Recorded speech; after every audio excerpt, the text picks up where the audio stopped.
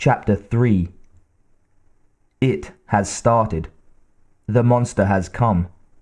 My brother will face him today, for the first time, just after sunrise, as the legends say. But today I can do nothing to help him. My time is not yet. I must wait and watch. My brother must fight the monster alone. It is the way it was foretold by our ancestors. The sun was just shoving the last of the night back into the cracks in the red rocks. A faint chill covered everything, and thin layers of moisture glistened on the nearby yucca bushes. Within an hour the sun would take the moisture from the air, and the wind would pick up, cutting at everything with fine dust and sand. But for the moment, as the sun cleared the distant mountains, the night hunters were gone, the air was still cool and clear, and the desert felt almost comfortable. At least, Nakai thought it comfortable. He loved the desert at sunrise. Every smell, every sensation seemed to be intensified by the simple clarity of the air. He had lost his 3-day pass, but at least he got morning tank duty. Sitting out here at this time of the morning almost made up for the loss of leave. Almost. He leaned back against the turret of the camouflage tank, letting the faint sun warm his face. The tank's metal was cool. In a few hours, it would be too hot to touch. Nakai liked that too. He liked the predictability of the desert's weather and its extremes. He felt as if he had been born to be in this place, at this time. He felt that way every time he had morning tank duty. Somehow the desert called to him, reached him, was part of his soul. Private Deetle moaned beside him. Deetle was a short, scrappy man whose crew cut made his blonde hair look white. Usually, the hair stood out in sharp contrast to his dark tan, but this morning Deetle's skin was paler than his hair. His eyes were red-rimmed, and he shaded them as if the morning light were too much for him. From the story Nakai had managed to get on the hike out from the base, the private had spent most of the night drinking.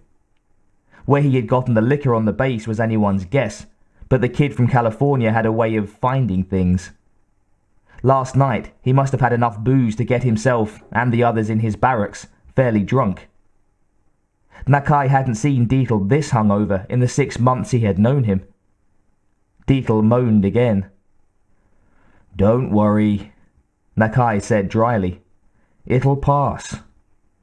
I might be dead by then." Deetle leaned back and struck his head against the turret. The dull clang echoed across the desert. Deetle raised a hand to his head. I will be dead by then." Nakai grinned and leaned back, carefully, so that he wouldn't hit his own head. He liked Deetle. For some reason, the two of them had hit it off right from the start, even though they came from very different backgrounds. Nakai had been raised on the reservation by his grandfather after his mother had died in childbirth and his father drank himself to death. Deetle had been raised in a large home on a country club in Southern California. He had never worried about money or food, but had simply had everything handed to him. Yet somehow, Deetle had become a fairly solid kid, reliable and respectable, without an ounce of prejudice in his body. Deetle moaned again, and Nakai's smile grew. Many mornings in the past he had felt exactly the same, too hungover even to care if the world ended. It had been 9 months since he had taken a drink, thanks to Alda. And for some reason that made him feel smug, especially the more Deetle moaned. "Ugh," Deetle said, rubbing his head with both hands slowly, as if stroking an overripe tomato. "Why won't this headache go away?" "Maybe because you hit your head on the tank?" Deetle glared at him. Just looking at Deetle's bloodshot eyes was painful.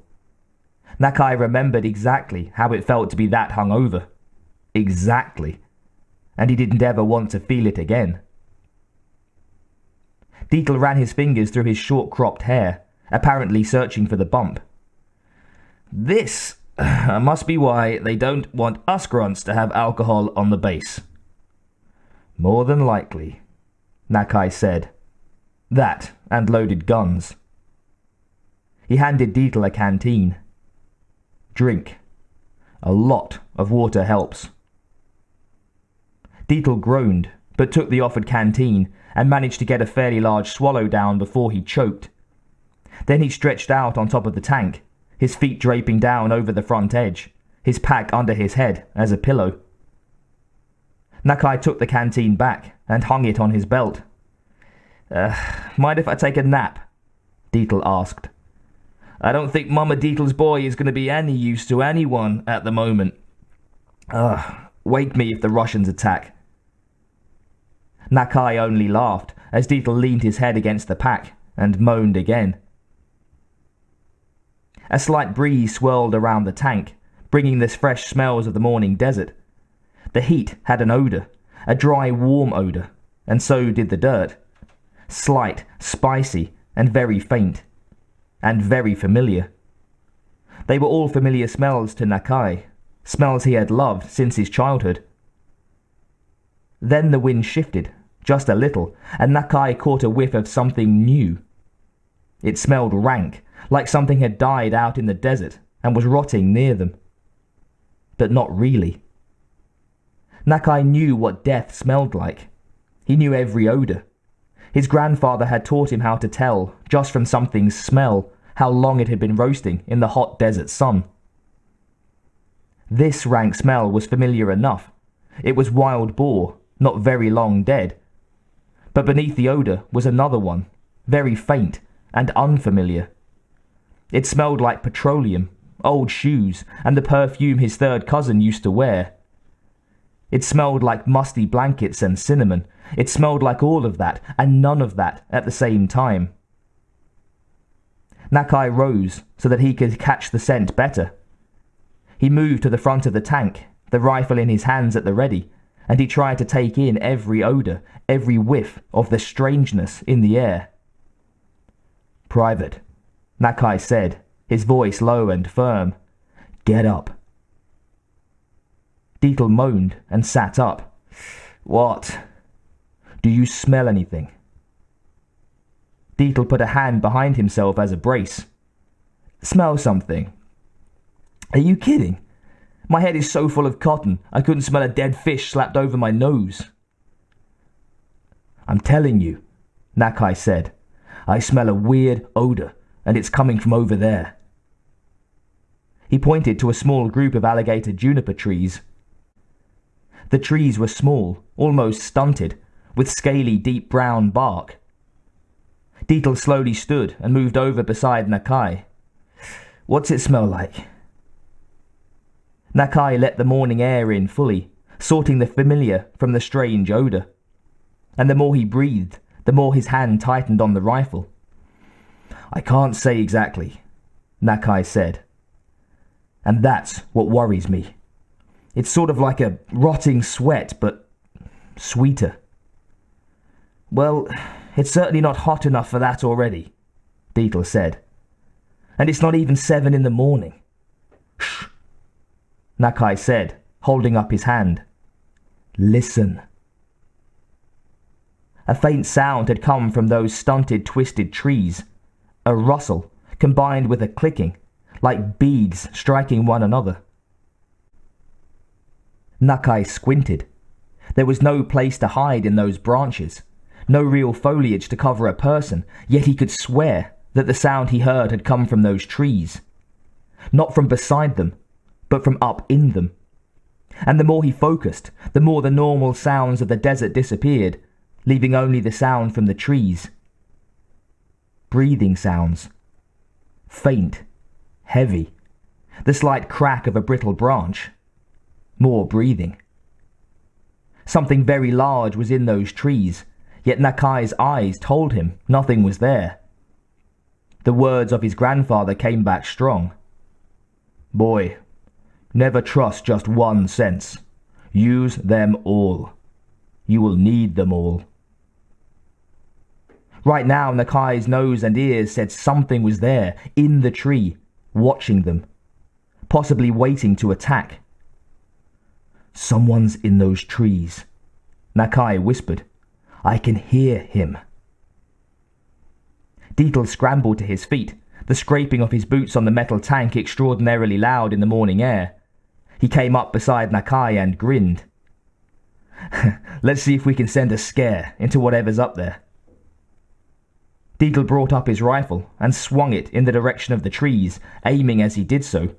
"No!" Nakai shouted, but he was too late. As Deetle brought up his rifle, a thin beam of flickering red light lanced from the tree and found Deetle, 3 bright red dots crawling over his torso. In the tree, about halfway up, the air shimmered and turned a faint blue. "Get down!" Nakai shouted as he dove off the side of the tank. His warning came too late. A bolt of blue energy shot from the air in the tree, slicing Deetle directly through the chest before he even had a chance to pull the trigger.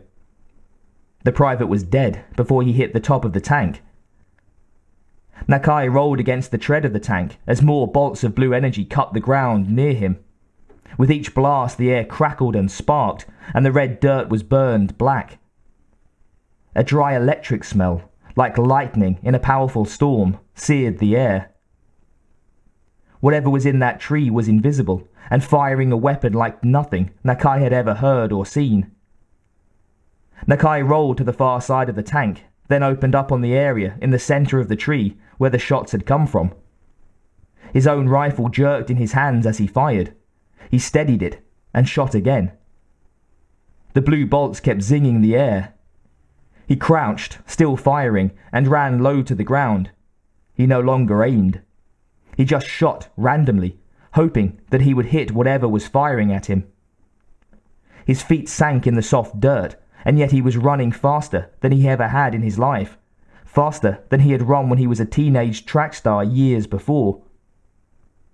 Another blast of energy cut the ground under his feet, and he stumbled, diving over a rock ledge as more bolts cut the air where he had been. The guy in the tree was a good shot, but not perfect. Nakai was lucky. He rolled through some scrub and rose in one quick motion, never stopping. No more surges of blue energy exploded around him as he sped off downhill, twisting and leaping, never slowing.